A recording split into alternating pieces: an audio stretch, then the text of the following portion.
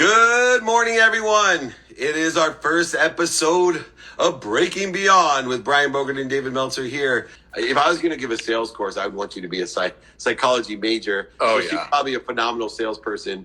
But Haley, welcome to the first edition of Breaking Beyond with Brian Bogert and I, the childish David Meltzer. Bogert, not Booger. I'm happy I made it. Bogert, not Booger. Hey, you know what? I had somebody tell me a week ago that I should start a yogurt chain because of my last name. So we'll just play the rhymes. Brian, that's our new business. We can have Meltzer Seltzer with Bogert yogurt. It'll be perfect. Haley, now you were a part of this, so let's go. Let's blow this up. I gotta choose my favorite flavor. That's right. The Daily Haley special. All right, Haley, give us a little bit of background on what you got going on, and then I know you have a question for us. Yeah, so my background is sports psychology. So I love the fact that I'm here because I'm going to ask the geniuses. And I just chimed in when you were talking about pre-performance routine. But I loved, Brian, how you jumped in with the post-performance routine. And one of the reasons I like that is for emotional control, right? Emotional resiliency. And so how to kind of clear cut it. And my question, it kind of goes around burnout, because burnout is emotional exhaustion, emotional and mental exhaustion. And I know that with the athletes that I work with, we've got our extrinsic motivation, which is the trophy, what we want to get out of things. And then we've got the heart motivation, which is the love for what we do. And I know that we experience burnout when we lose the heart and we only focus on the trophy. So how can we maintain some emotional energy by maintaining that heart? In addition to striving for the trophy, how do we find that balance as we pursue our endeavors? I love that. So I'm very big on the heart-head connection in general. And we have to really understand this. I'm on a big mission to say, let's stop just focusing around mental toughness and mental mindset, because it's really about the balance and regulation between the two. I agree with you completely. I think the burnout comes from when we are not able to fill our souls and fill our hearts appropriately, and when we're not able to receive the energy that we need to actually move forward.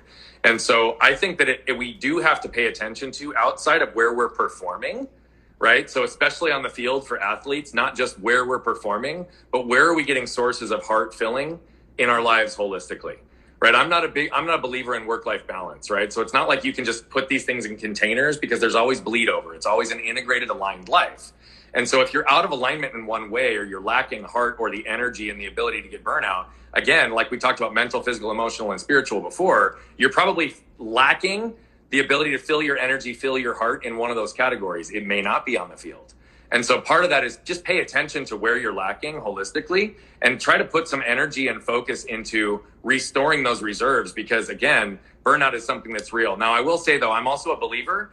Burnout can be an effective thing, because I am a big believer in the phoenix bird and burning down to the ashes. And sometimes you have to get to absolute ash before you can have like an existential crisis moment to have an evolutionary breakthrough. And so we have to understand like where and how are we using burnout, because burnout, if it keeps you down for weeks, not good.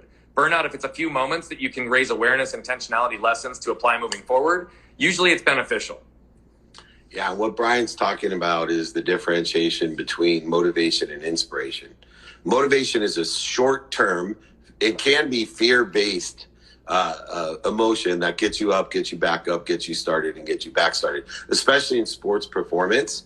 Motivation is extremely important, but it's not going to get you there. It's not going to win the Super Bowl. It's not going to take you to the World Series after 162 regular season games. It's just not going to do it. Motivation will get you to practice, but inspiration will have you do your best, learn lessons, and have fun at all times. And what you need to do is understand detachment, which is one of the hardest things an athlete can do, because they are trophy conditioned.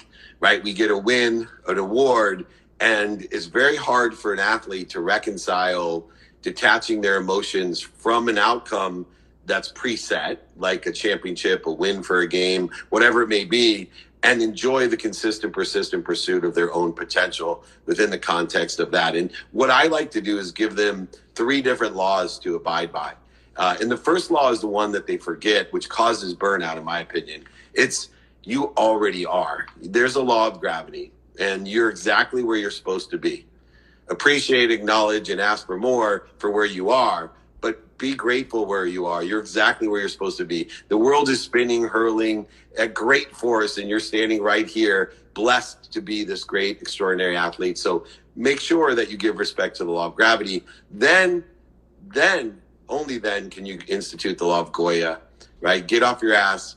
And you got to do your best, learn something, and have fun. You got to do all three of those together. Then what you can use that great force of motivation and inspiration for is to realize you already are, right? I'm happy, healthy, wealthy, and worthy. I already have won the championship. What am I doing to interfere with it? Not, I have to go get the trophy. I already have the trophy. What am I doing to interfere with it and allow it to happen by doing my best, learning lessons, and having fun? Thank you so much for joining us. What a great question.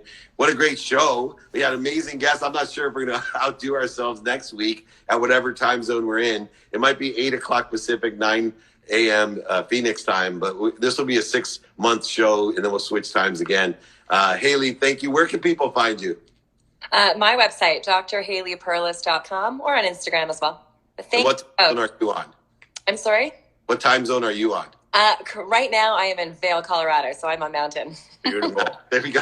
We're covering it all. That's awesome. Well, happy daylight savings time. Thank you for joining us. Come back. This show's only going to get bigger and better, and you can tell everyone you're one of the first guests on the first day of Breaking Beyond with Brian Bogert and the yogurt and Meltzer Seltzer.